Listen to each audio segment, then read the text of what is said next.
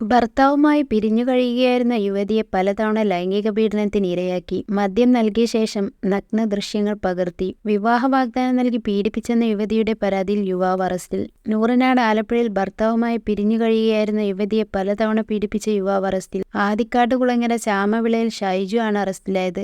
നൂറനാട് സ്വദേശിയായ 38-കാരിയുടെ പരാതിയിലാണ് Nooranad CI S ശ്രീകുമാറിന്റെ നേതൃത്വത്തിലുള്ള പോലീസ് സംഘം ഇയാളെ അറസ്റ്റ് ചെയ്തത്. ഭർത്താവുമായി പിരിഞ്ഞു കഴിയുകയായിരുന്ന യുവതിയെ വിവാഹ വാഗ്ദാനം നൽകിയാണ് ഇയാൾ പലതവണ ലൈംഗിക പീഡനത്തിന് ഇരയാക്കിയത്. മദ്യം നൽകി മയക്കിയ ശേഷം ലൈംഗിക ബന്ധത്തിലേർപ്പെടുകയും നഗ്ന ദൃശ്യങ്ങൾ പകർത്തി ഭീഷണിപ്പെടുത്തുകയും ചെയ്തെന്നും യുവതി പരാതിയിൽ പറയുന്നു.